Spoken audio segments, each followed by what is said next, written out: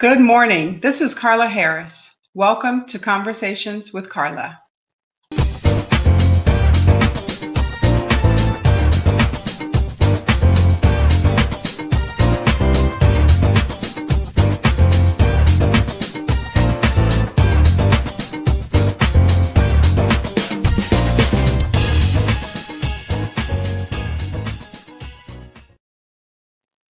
Good morning. Thank you for joining us at Conversations with Carla.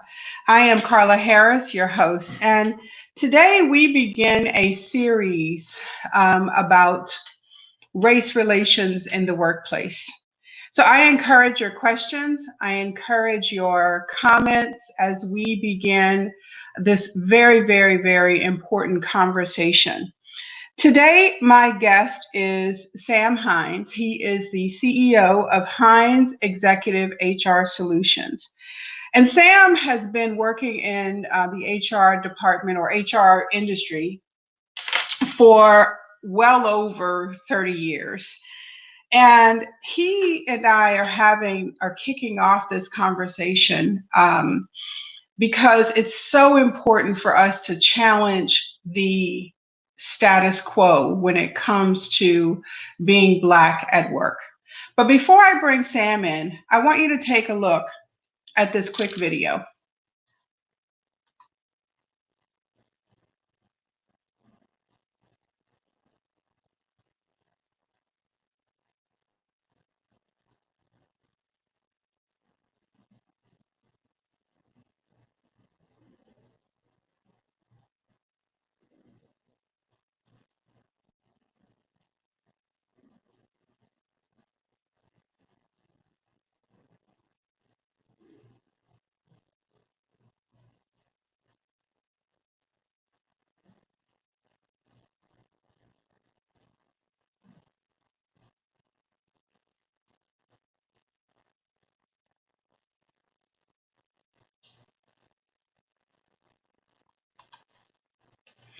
So I'd like to welcome now my guest, Sam Hines. Good morning. Good morning, Sam. How are you? I am terrific. Thank you for having me on this morning. Absolutely. Well, thank you for joining us. So let's just talk about that video for a second. So what are your first thoughts when you see the terminology used in that video? I think the terminology is real, actually, and everything that was in the video is real, and real people experience that on almost a daily basis. And there's not a day that goes by that I don't either read something or observe something that makes you kind of pause and wonder, what's going on. So it's very real. It really is. Mm-hmm. Mm-hmm. I want to share a couple of stats with you. And these two of these I'm going to tell you are as of June 2020. So Wall Street, the article is entitled Wall Street Struggles to Diversify. Bloomberg reports Black executives' presence in financial firms has stalled at 8%, with several unnamed current and former employees of color saying they've experienced bias and racism openly.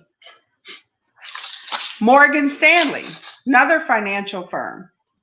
Morgan Stanley's former head of diversity, ironically, says she was fired from the bank because she pushed too hard for a plan to address systemic, firm-wide racial discrimination at the storied institution. This is June 2020.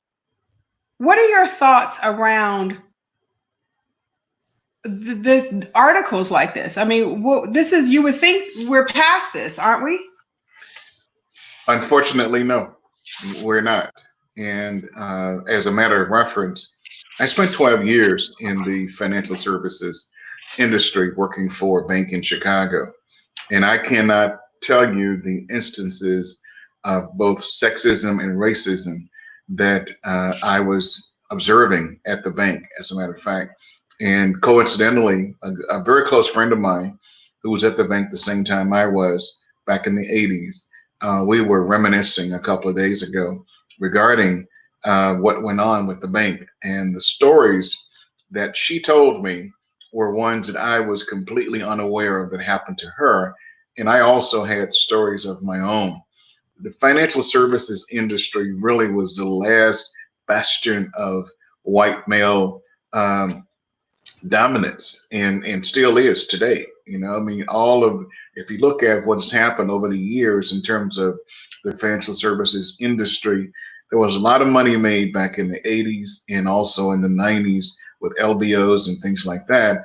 And there just weren't very many people of color, nor women for that matter, who really had substantive jobs in the financial services industry. It changed a Hmm. little bit, but it has not changed a lot. There's still a ton of money that runs through Wall Street, and unfortunately, women and people of color don't have the opportunities still today that their male counterparts have.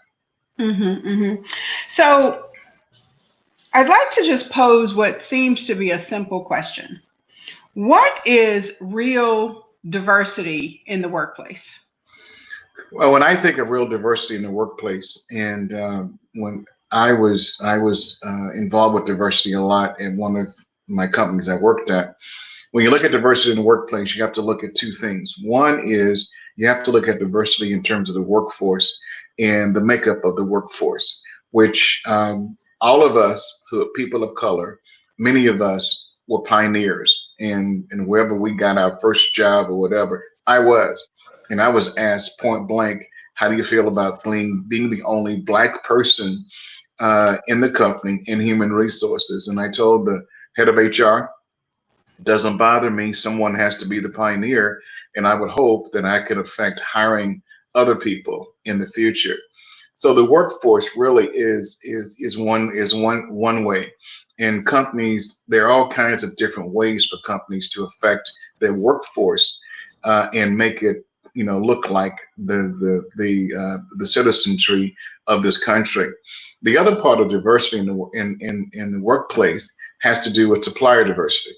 Hmm. Companies really need to put some meat behind their supplier diversity program. If they have a procurement department, they need to make absolutely certain that there are plans in place and programs in place to purchase goods from minority and women-owned businesses, and Hmm. because that's the real world.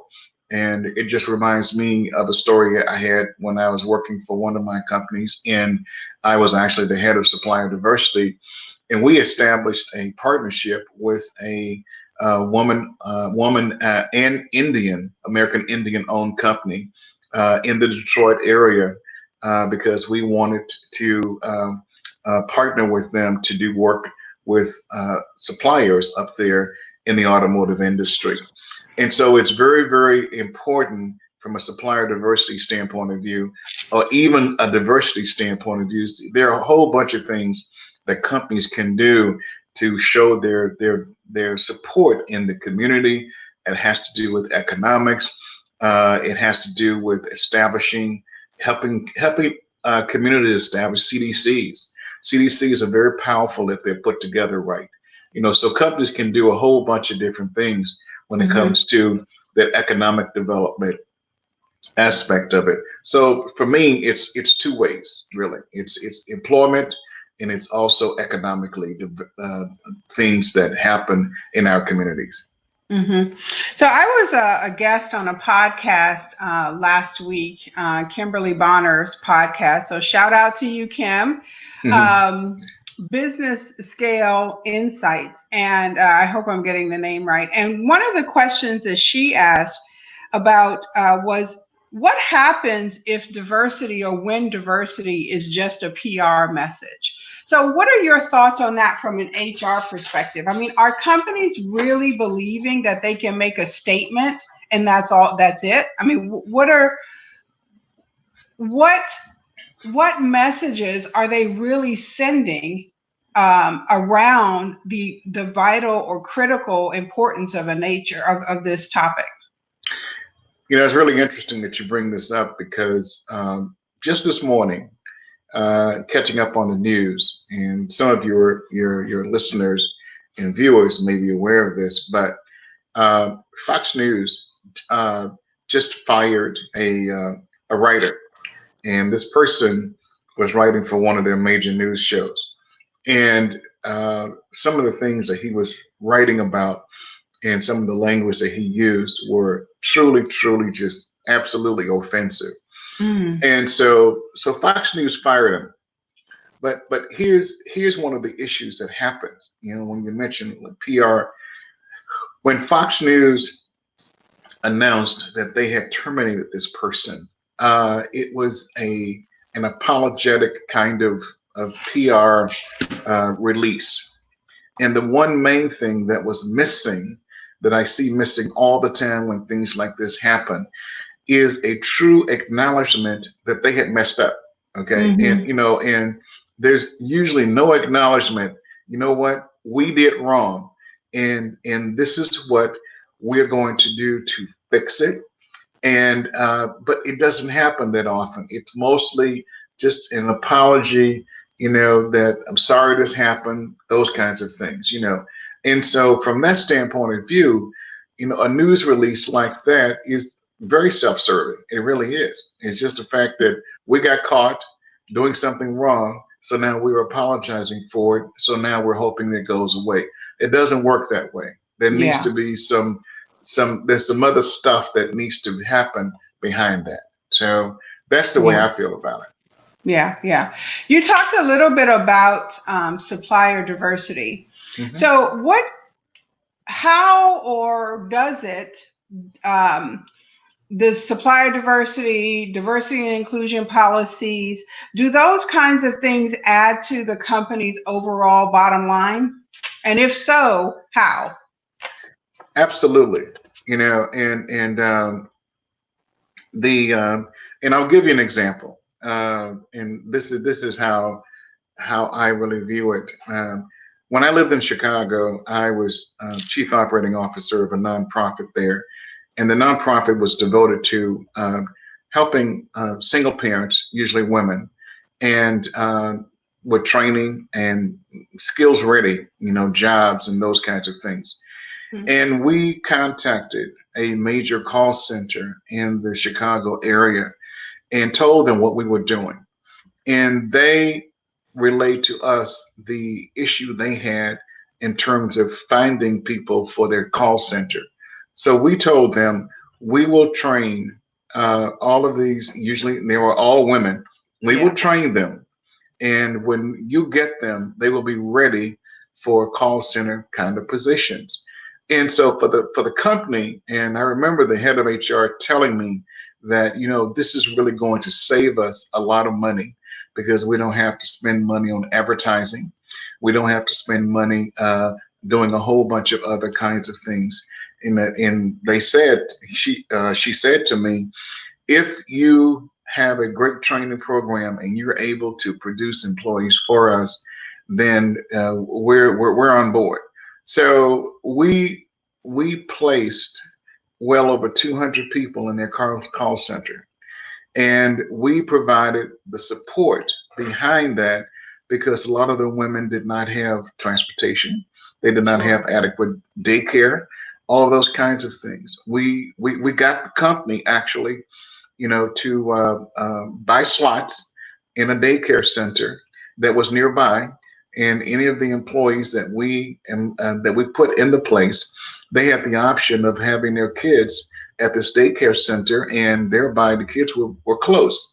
So and we got some awards for that, and we got recognized by the company because they kept saying over and over again, you have contributed to our ROI really Sure. tremendously. Yeah. So there are all Excellent. kinds of ways that companies can put things together that it makes sense because it pays off in the long run.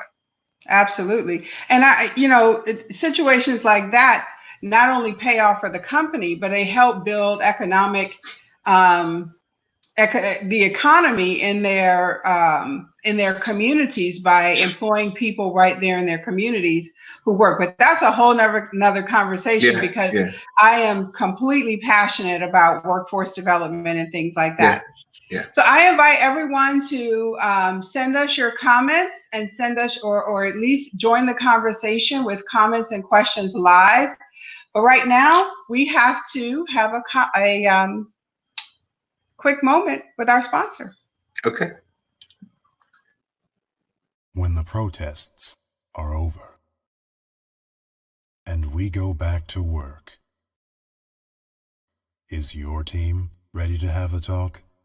Diversity in the workplace is about respect, perspective, and the courage to have difficult conversations. How do you talk about race at work? The People Institute facilitates courageous conversations, uncovers different perspectives, and encourages respectful discussion. The time to take action is now. Uncover the unconscious bias in your workplace. Schedule a discovery call with the People Institute today. 754-218-5288.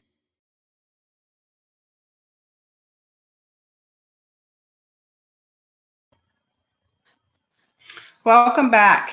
So we do have some comments and questions, Sam. Let's go to our comments. So we have from Pfeffergrams, what can business women do to collaborate more effectively with people of color and their businesses? We need more of all of us in leadership positions. So how would you answer that? The biggest piece of advice that I would tell them is to, number one, make sure that your business is certified as a bona fide women-owned business, because there are organizations out there who look for women-owned businesses. I happen to be the chair of the board of an organization, and we work with women-owned businesses in Florida, the U.S. Virgin Islands, and Puerto Rico. And so I would definitely tell you that. Secondly, I would also tell you those companies that you do business with, everybody needs probably two kinds of professionals in their space. One is going to be a mentor, which most of us have mentors, but make sure that you have a great mentor. That person does not have to look like you. That person does not have to be in the kind of business you're in. That person has to be someone who can provide some advice and counsel to you if you need it. Secondly, everyone needs a sponsor. A sponsor opens doors for you. And the difference between a mentor and a sponsor is that a mentor, if you wanted to meet someone, a mentor would give you the contact information for that person and probably send that person an email introducing you. A sponsor, while you're sitting there talking to that sponsor, they will pick up the phone and they will call someone and say, I'd like to introduce you to Carla Harris. And that's the difference. A sponsor is someone who really truly makes things happen, and a mentor is someone who can advise you on the correct things to do in order to be successful. Absolutely. So, yeah. No, I'm sorry. Finish your thought. No, I said, so definitely seek out people, who might be helpful to you and that you might be helpful to them as well. Mentoring and sponsorship are both of those are two-way streets, and you Absolutely. can't have one without the other. Yes, absolutely. So what are some ways you would advise managers and CEOs to embrace inclusion at work? But number one, and three things come to mind, basically. Number one is that truly develop a diversity and inclusion program that breathes and produce pride in front of the employees, and also incite passion on the part of your employees. Employees like to belong to things, and they would like nothing better than to have their company, to be proud of their company. When Hurricane Andrew hit in Miami, I worked for a company down there, and I talked about what that company did for its employees in the community. I talked about it for years. That's the kind of pride, and passion that a good diversity and inclusion program will incite. Secondly, companies need to really, really always seek ways to bridge the gap between those people who know and those people who do not know, that they really have the power to affect change. Most of us don't. I have a friend of mine. I have a friend of mine who has a program, and I think it's called "She Does Not Know How Powerful She Is." Something like, and it's like it's unbelievable. And but we all have the power to affect change. All we have to do is step up and ask. And then the last thing really is Don Lemon, who I just love on CNN. Mm-hmm. Uh, make a commitment to make a difference and make a vow that silence is not an option. In other words, don't be afraid to encourage, to have a conversation and to encourage people to have conversations. Some of these conversations are going to make us nervous, but you have to trust your instincts and have them. And if you have those conversations, if you have the first one, the next one comes ever so easy. And you can always find a common denominator. I live in a gated community over in the Tampa area, and I was coming home the other day, and I turned into my development, and right at the gate, there was a man. All of his doors of his truck were open, and I stopped to see if I could, help him or whatever. And I talked to him. The first thing I noticed was a common thing between the two of us. He had a Chicago Cubs hat on. I moved to Florida from Chicago, and we had fun talking about the fact that he was a Cub fan and I was a White Sox fan. And then I came home, told my wife about it, and then and I said, you know what? Let me jump in my car because he was waiting on AAA. So I jumped in my car, ran back up front just to make sure he was okay. Took some water, that kind of thing. So you never know when opportunities are going to come up that allows you to have a conversation, and never waste those opportunities. Absolutely. Yeah. Absolutely. So we have a comment or a question from Valerie, but before I get to Valerie's question, it really ties into my final stat that I have here. Since 1997, 23 years, race has consistently been the highest number of individual filings of discrimination with the EEOC. Since 1997, it has reigned supreme. Mm-hmm. So Valerie says, how do you recommend Black people who are not comfortable in their workplace to speak about what it means to be Black in the workplace without fear of retribution? Valerie, thank you for your question. We have to all, and speaking without fear is something that a lot of us have problems with. I can assure you, my career, there were a few times, my very first job, I was afraid of losing my job. So I never said anything about what I was observing in the workplace. But trust me, as I gained experience and I gained the knowledge that I needed to do my job, I did start to speak out. And under my watch, at my first job, I was responsible for, the first Black person to come in a leadership position in the production facility, those kinds of things. Okay. Mm-hmm. But one of the things, and excuse me that I had to take my glasses off because I'm nearsighted. So, okay. Mm-hmm. And, but the first thing that has to happen in order to get rid of the fear is to start having open dialogue among yourselves, really, because some of us have had the dialogue with people who don't look like us, and some of us have not. But in order to have the dialogue with people who don't look like us, you do have to muster some courage in order to do that. Okay. Mm-hmm. So my feeling is, start talking about things that are important to you with people that you feel comfortable talking to. And some of those people, and you never know when the next person who can do something about the situation will come from.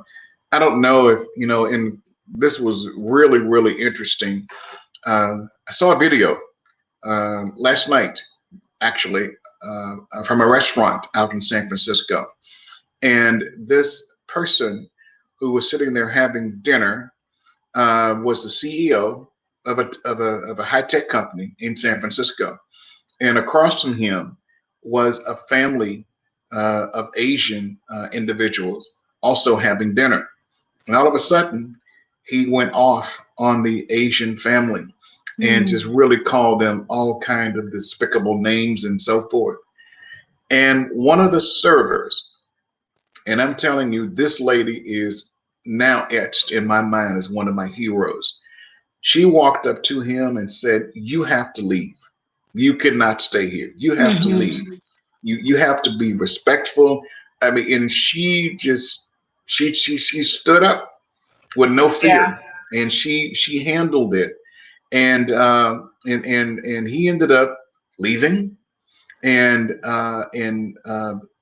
today is his last day at his company. Wow. Board fired him.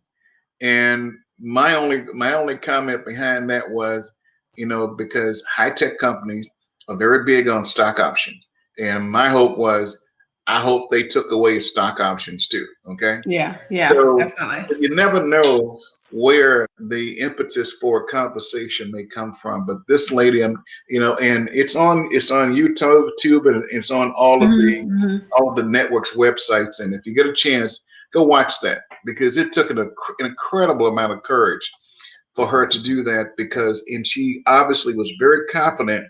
Well, my company is in the restaurant. I forgot the name of the restaurant, and she That's had. okay. We don't want the name of the restaurant. Yeah, no, no, no, no. Her company, trust me, her company backed her up. Sure. Yeah. Absolutely, yeah. So And those anyway, are the kinds of conversations that we have to have. And, Pfeffer Grants asked, what kinds of programs, do we have that uncover the unconscious bias? And for us here at the People Institute, mhm, we do facilitated talks. And I'm fortunate that I've been able to, I'm partnering with your company, Sam, in these conversations, because it really is critical to create a safe space yeah, for employees and leadership. It can't just be team members. It has to be team members, leadership. It has to be the board members to all really begin changing this systemic issue that's happening in our workplace. So I want to, as we wrap up, I want to offer a challenge to all the companies out there. yeah, What are you going to do that are actionable, finite steps are you taking to really make change in your company? And this series, Being Black at Work, here on Conversations with Carla, is not surface. We have to really make change. There are so many surface responses that we're not really digging deep. And we have to be conscious in our efforts to dig deep. Sam, this has been the tip of this iceberg with this conversation, because next week we are talking to chamber leaders, because there has to be an opportunity to really require for chambers to say, look, guys, if you're members, what are you doing to advance diversity? yep, And one of the other things that I want to make clear is that companies can be considered diverse and not have one African American on their team. right. So when we think about that, how are we dealing with that situation? And those are the questions that companies and leadership they have to ask themselves. So Sam, you got 10 seconds. Any final thoughts?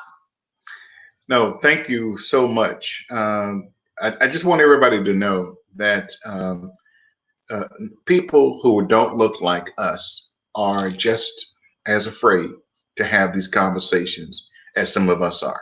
Okay. And Yes. the thing is that when we talk about diversity, we talk about how easy it is to find common ground than it is to figure out how we're different. Okay, a lot of us are just so much alike. We value the same kinds of things, and all we have to do is start the conversation to discover the commonalities that we have. So thank you for Carla for allowing me to be a part of this. I thoroughly enjoyed it, and anytime I get a return ticket, I will be back on. So, okay. Perfect. Perfect. Well, hang out for us for 1 second. We'll be back. Thank you for joining us today on Conversations with Carla. We are here live every Monday, 10 a.m. on Facebook and YouTube. When your company is ready to have the talk, reach out to the People Institute, 754-218-5288. We will gladly help you facilitate the conversation. Take care and see you next week.